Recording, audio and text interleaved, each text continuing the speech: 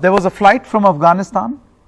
There were Indians, and among those evacuees, there were Afghani Sikhs as well.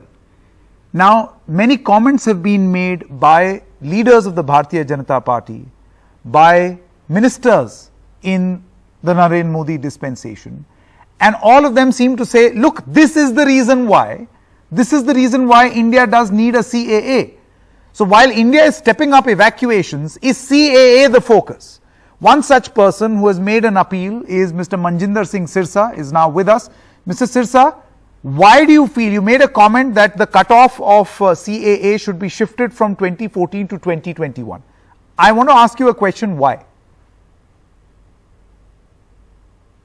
See, there are almost till date 700 people who have been evacuated from Afghanistan, Hindus and Sikhs in last 1 year. So when they attacked this Gurdwara in Kabul last year in the month of March, thereafter we evacuated around 600 people, and now around 6 people have already reached here, and we are expecting to have another 225 people from Afghanistan. Now they will never be able to go back to Afghanistan, what the situation which is there right now. And so the only option left with them is to live in this country. And to live in this country, they definitely need a citizenship, because if they want to send their children to the schools and colleges and they want to set up the business, they need all kind of formalities, which citizenship is must.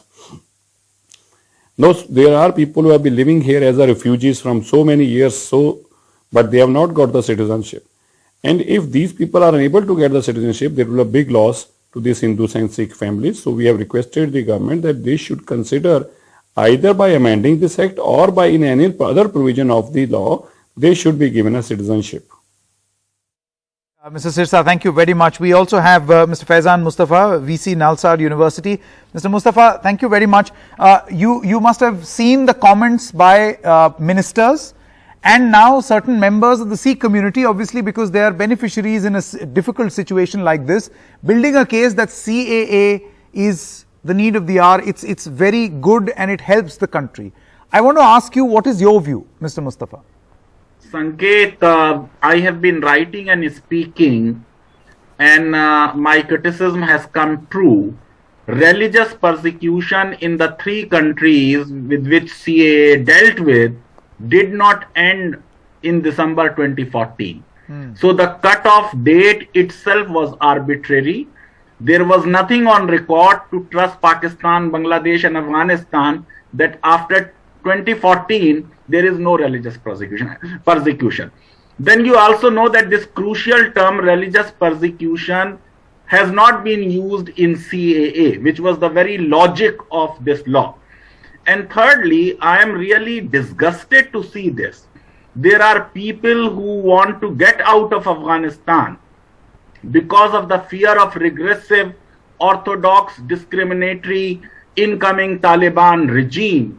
Now, if you have 5 hungry people and you want to give them food, you would ask their religion. If you are Hindu and Sikh, I will give you food. This is absolute negation of India's values and constitutional ideals. I think at a time like this, we should not look at religion. We should evacuate anyone who is in problem. And finally, Sanket, I believe that at a time like this, we should understand that people don't need citizenship. They need refugee status, so that once the situation back home is good, they should be allowed to return. As you know, India has not yet ratified the Refugee Convention. So I have a problem in my house, and you are saying that you surrender your country's citizenship and become my citizen. I think it is absolutely ridiculous. Okay. We should open up our arms and welcome anyone who is persecuted.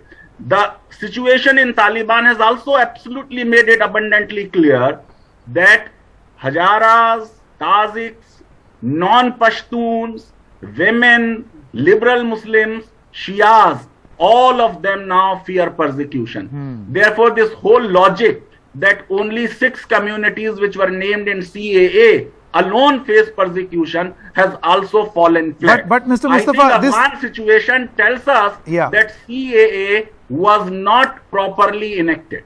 Yeah, and that cutoff, as you mentioned, is also not correct. Absolutely. Now, Mr. Mustafa, you mentioned that it's only, why is the Indian government only looking at religious minorities in Afghanistan?